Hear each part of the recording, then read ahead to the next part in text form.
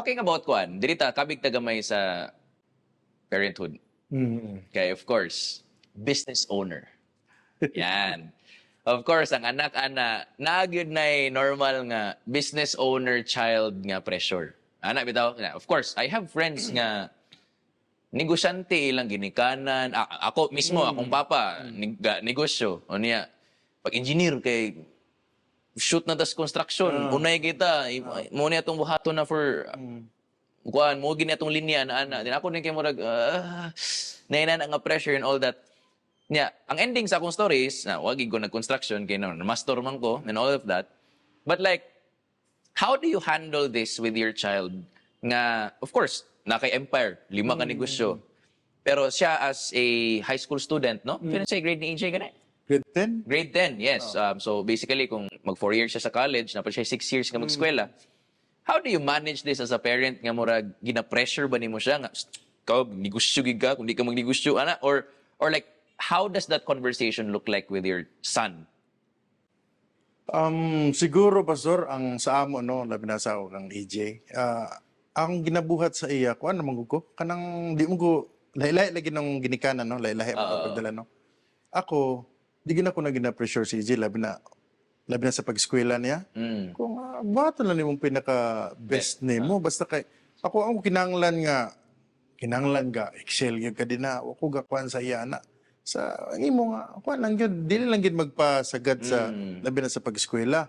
Dayon ako din siyang tudlo-tudloan kung ako mo siyang gabantayan kana bang timpla-timplahon ako unsa iyang gusto ba. Gusto niya sa sports? Sige, gusto ka dia. Oh, okay. In fact, together. Then music. Kung i-try nimo ang kuan, namin sa guitar. Kung try nimo ang kuan, ang piano. Sige rio. Sige. Pa-enroll. Bro, nga na ba? Kanang, unsay na ikuan niya kay, magkita na ko nga, kuan manggod ka na bang, dili good pwede ang imong gusto gud mo, imong ipakuan sa as a parent. Okay. Number 1, kung unsay imong gusto, naamagod ang imong interest. Gusto sa imong parents niya, dili nimo gusto, wala imong interest. No? So, dili kay mo gawas ang imong kuan ba? Kanang, exactly. Talent bitaw. So mo nang sa amo sa ako kang EJ pag handle nga na din yung ko nga gusto ko magnegosyo kato na kato sa Manila ko nga na mga headset to basing ganahan ka maggan post sige post na siya nahalilan siya so wala ko siya yung gipugos basing ganahan lang kay suggestion. Okay, nakita man ako nga usay pag naaras balay magsig cellphone di ba so puslan masikag cellphone so i-try ni og post. Pagka man po mo palit.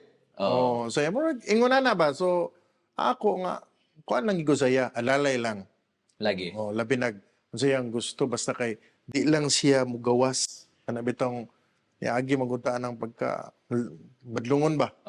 Ako di man to kontrolado atong anak basig buutan ra ka ideas balay niya pag abot di sa eskwelahan gyud sa nimo pagkaybalo di ba? Lagi tama. Di ba pwede mo ingon sa ubang tao nga akong anak grabe ka buutan dili.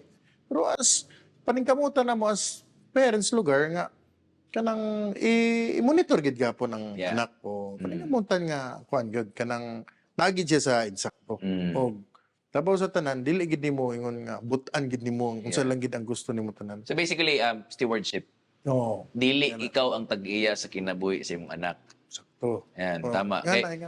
There are stories nga ipamugos gyud nila ilang anak nga kani gid ang buhaton after so many years na resentful na ilang anak sa ilang murag naman kay mabantayan sa imong anak ang tanan gid mo bitaw kita tanan na magid tay kuan special nga talent sa lahi-lahi lang aspect lahi gid so pero tanan gifted tanan ay gift mo nang ako lugar sa among anak ako kuan pug ko nga nagid siya iya pong gift nga iya.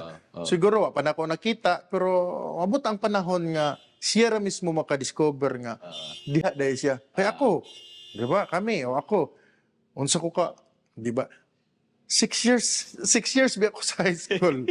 Unsa ko ka badlongon. Ganahan gigi ka high school gid. Unya ang amo ba yung eskwelahan didto nga kuan kung mo eskwela lang yung kaway absent pasar biya permi. Di ba nganong di may ko mapapasar kay siguro para sa ako insakto ko. Mm. Pero di ay akong binuhatan di gid di gid Ah, matabang no. So ingana akong pagkuhan sa akong anak ko. Sige lang kay gayon ni abot gani mi ani ni abot gay ko ngani di ba? Dugay gali. Yapon, no? So alalay lang gid sa iya. Tama. Ano lang sa iyang gusto labi ako ganahan kay ko labi ma-invite siya sa church so kuan. Ganahan po na siya. Ang iya lang gid kung may kauban na say akong mabantayan niya. Di man po pwede mo uban anang diya sa mga batan-on kay. like, mo na karon supportive kay kasing life group, manglakaw sila. Okay. Nya mo ana po na po na isahay ko nga di na mo kumudula og basket mo yun siya nga di yung kamudula. Di ba? Bilar ko gikas Manila pag abot gabi no kabot. Di wa pa biya ta nagsugod ang ato di ka mo dula. Mo nga na bitaw ko. Sige mo pa na lang gyud ko. Dula mo Dili na ganito. biya ko di ko gusto mo dula. Oh. Kuan lang gyud. So ingana among pagkuan sa sa That's good. That's good. In fact, ganahan kay ko sa inyong intentionality ba. Kay of course, handling a businesses like this, makita nimo usahay ang anak kay murag wa na magkukaila sa kung ginikanan murag unsa man tong last na mga time nga nakita mi ha nga mura magtaod-taod naman niyang dagway na naman sing negosyo but you know I really appreciate that nga nag-set mo og example sa mo ba nga pwede mo nga lambo, pwede mo nga dagan mong negosyo, dagan mong pagkakitaan ana, pero wala nawala inyong panahon sa pamilya. Wala nawala imong panahon sa imong asawa. In fact, teamwork gani. Sa imong anak dayon, no? Because ako na dugan nga negosyante ba. Na siya nga. At the end of your life, di man ka moingon nga grabe akong negosyo ba.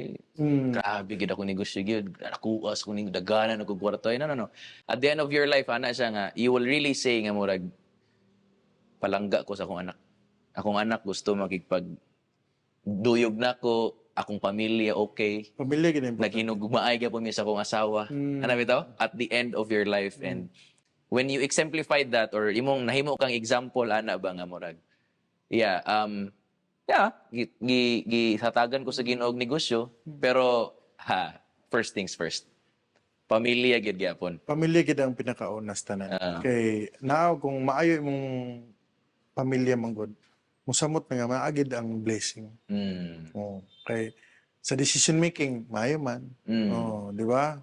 Kay siyempre positive always kay maayo man ang imong kuan sa pamilya. Unang kami labi na bisan og busy. Halos kami giduan Julian mo kuha sa iya. Mo pangkaon dawag anan mo ana pa.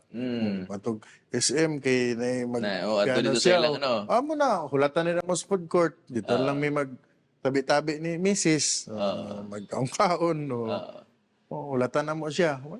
That's good. That's good. Pag mo yun siya dula mi dig billiard dula ingana ra gud kuan. So mas naay mong kalipay gid sa tanan. Ang kwarta maayo kinahanglan maginato ang kwarta tungod sa atong pagpanginahanglan no kay natay mga gusto buhaton o mga plano nga using sa kanang ang kwarta gid no mga gamiton pero pinaka kuan gid sa tanan kiniging relasyon gid sa pamilya.